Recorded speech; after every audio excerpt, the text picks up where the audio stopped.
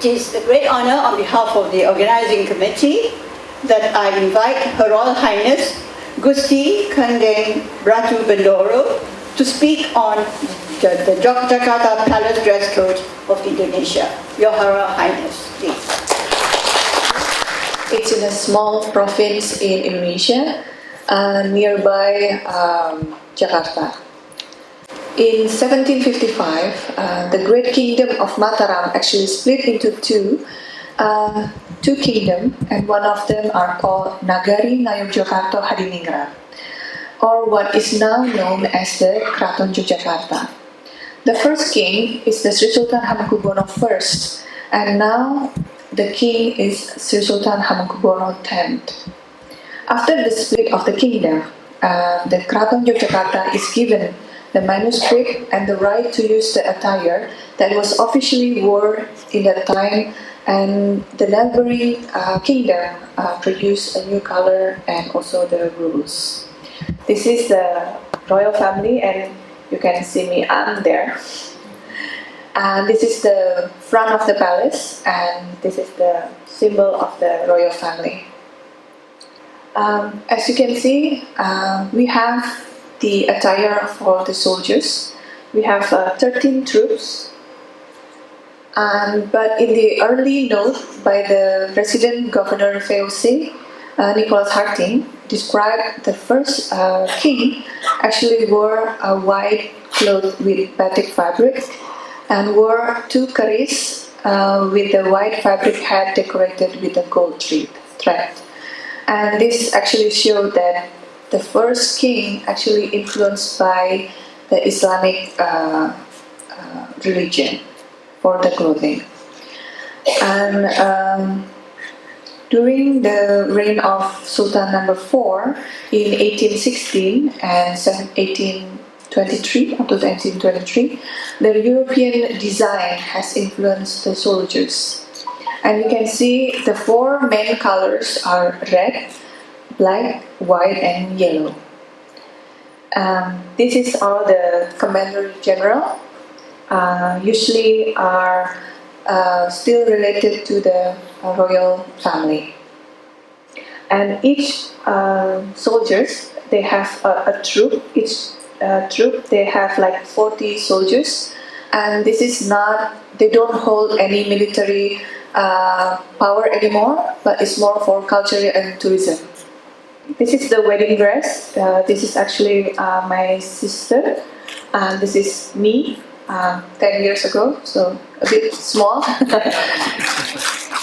And this is actually the king, my father and my mother, the Sultan number 10 and my mother.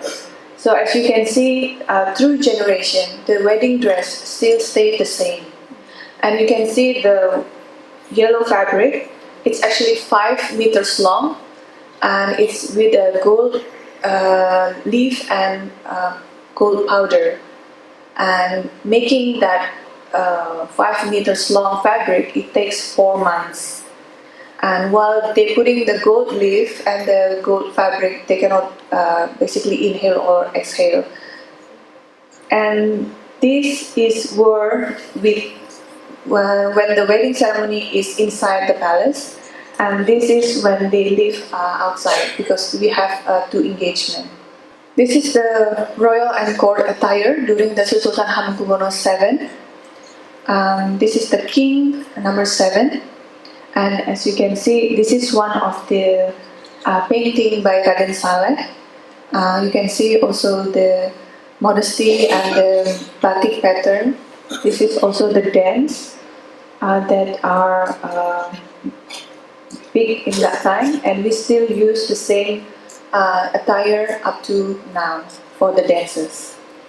You will notice more and more this pattern, the batik, and also this pattern is, we call it the chinde. I think it's influenced by the Hindu and the Buddhists when they come to Indonesia through the India. So we found this many patterns in India actually. And you will notice later on, each king has their own preference on clothing. This is the king number 8, and This is the dance attire. You see the same pattern as what he wore, and also the chinde. And the top part mostly is influenced by the European. This is the Sultan number 9, which is my grandfather. As you can see also the batik pattern stay the same, just the top part is changing. This is during the reign of King number 9. The king actually made a decision to be the first region that pledged journey to the Republic of Indonesia and give most of the treasury to help Indonesia to establish military and stability that it needed in 1945. And the region then rewarded the special title of special region and have all the benefit of it, such as the king act as the governor and the governor is the king.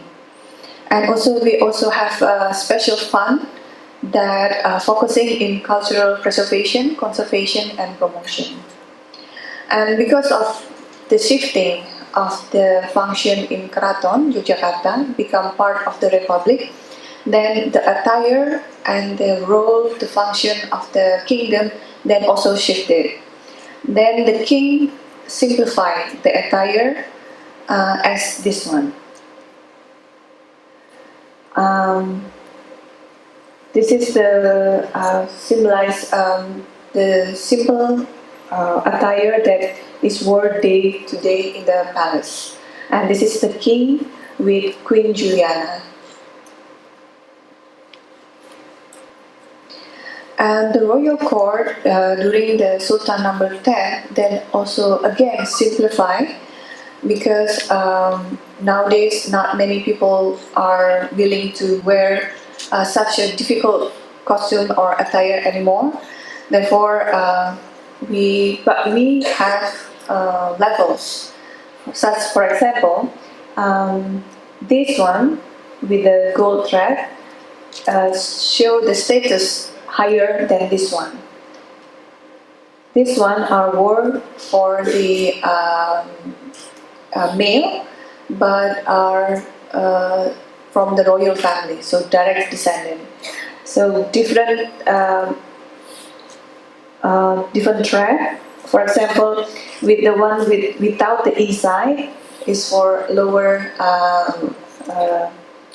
officer, and then the one without this is even lower. So this one is the staff level. For male, the sarung or the batik is with weron ankle. It's called weron ankle. It's like this, and the length between here to here is 3 fingers. So when they folded the fabric, they use 3 fingers like that. And then the last one, they pull it down.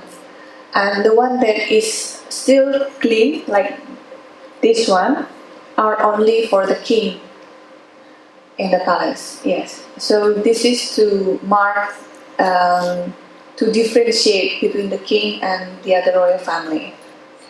And this is actually for the female, is still like this, but they folded into 2 with 2 fingers, so it's slightly smaller. This is the attire that we still have it until now. This is for wear when the male circumcised and goes to the puberty. This is when the female goes to puberty. We have a certain ceremony that we have to wear this during that ceremony. And as you can see, the most important events are usually use the chinde, and this is a red color fabric that are found mostly in India. This one are attire for before puberty. So this from they are born up to the puberty. And in here, this is the custom, the attire for the servant in the inner court. And as you can see, the red fabric, it shows the level of seniors are ranking in the palace. We have 4 main colors. The highest is red, the lowest is white. So we have 4. Start from the lowest is white, and then up to the yellow, black, and then red. And why they also hold a charis? Because they are the inner court, so they protect the royal family very closely. And you can see this, we call a samir. So when the abdi dalam, or we so call them, the one that work in the palace, are in official duty, they wear the samir. If they are not in official duty, they don't wear the samir. This is samir. And also this shows the different job that they have. So we have blue, we have white, we have yellow, different colors. Batik entered Indonesia at the same time as both religion, Hindu and Buddhist, and so we have a lot of pattern influenced by them. This is the oldest pattern, actually, Batik Kawung, and we can find it in the statues of Ganesha in Borobudur, near the Borobudur, which is in the 9th century, and also we have seen it in here. You cannot see very closely in this picture, but Batik Kawung is one of the 2 main batik pattern that is worn by the royal family. Even though these patterns are well known in Indonesia, but this is developed from within the palace. This is actually one motif, so this is one pattern. It's a round pattern with the 4 round pattern inside. These 4 patterns actually symbolize the Japanese philosophy, or that each humans are born with 4 siblings before us. First is the mother blood.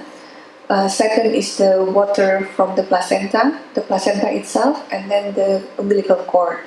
So we believe that for our prayer to reach the God, before we pray, we call them to be whole with us. So this is symbolized 4 siblings and human in the center. And also, this represents the 4 stages in life, which is born, puberty, marriage, and death. And leaf is in the center. And also, as you can see, the Borobudur also is something like that. 4 foundation and 1 in the center. So this is actually the oldest and that we have in Jogja. The other one is Batik Parang Barong. I know maybe most of you recognize this pattern. This pattern is worn by the royal family, and it is widely known.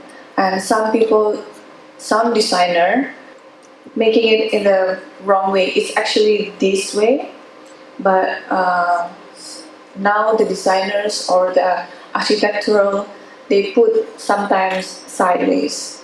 This is actually have a meaning that our praying, it should be going up and up and up. And then we have some rules in the palace. The 12 cm is for the king, can only be worn by the king. The 8 cm is for the queen, and smaller for the other royal family. So if there is a traditional ceremony within the palace, no one else can wear this pattern. It's only for the royal family. But nowadays we see a couple of designers actually use this pattern, not only within Indonesia, but also the European designer. For example, this one. This is the king. As you can see, he wore the batik parang, but with modified parang as well in the middle. There are 2 types of dress code. This one are for the highest traditional ritual that held in the palace. where the king wear a different type of hat, and then the ladies are wearing a gold thread, and also the male. This four male is the husband of my sister, and also my husband. And as you can see, this is what I was talking about. See, my brother-in-law wear the ankle, and the king does not wear the ankle. It's all on his straight. And then, if you notice as well, the pattern for the king goes that way. So it goes from left to right, going up from left to right. But the queen wore it the other way around. This is not a mistake, but this is have a meaning inside. So everything that what the king thinking or act always goes up to the heaven, thinking about the goodness of the people. Where the queen more thinking and acting as the commoners, how they will live better life. She managed the inner court and everything. And you can also notice that the male wearing all white, this is actually the highest attire for male within the court. In here, maybe more clearer, my father have the parang, the bigger, and then we all wore the smaller one. Even my husband wore the even smaller one, because in the royal court we still have the the higher status than our husband. The king only have one wife and 5 daughters, and we all manage the department within the palace. The message is that if you wanting to use this 2 batik pattern, please appreciate and understand the philosophy, and please do not put it on shoes or on the floor, because for example the batik kawung is much older than Indonesia itself. I think much older than us, than the religion of Islam. It dated back in Hindu and Buddhist. Even in the exhibition I just saw today, and the fabric from Japan also have similar pattern as well. So this pattern actually much older, something that we need to appreciate higher and appreciate more. Even though some Indonesian does not understand this, but I hope you all will. And also the batik parang, even though it's being used by the designer, for example, the Western designer as well, please do not mistakenly make it like a vertical instead of horizontal. Horizontal instead of vertical. Because in some area in Indonesia, they only think that I need to use a batik motif in their offices or something like that. But then the pillars are not big enough, and then they make it sideways, and that's not the real philosophy. Batik have a philosophy. Each batik pattern has the philosophy. This is why Yogyakarta are appointed as the batik city, because each batik textile that we have a hidden meaning. For example, we have another one is batik truntung. It's like a small dot with like a flower. It means that a love from the wife and love from the husband. It's like a praying for their marriage to last long. This is wore during the night before they got married. So please appreciate more for the batik. I hope that you will understand from my short presentation regarding the royal family of Yogyakarta and the royal court and attire. And if you want some more information, you can also find us in the website www.kratonjogja.co.id, and we also have Instagram, Kraton Jogja. We also have YouTube, and tomorrow there will be a big ceremony for the Maulud Nabi, the Prophet's birthday. And it's also, you can also see it in the live stream. I think that's it from me. If you have some questions. Thank you very much. Thank you very much.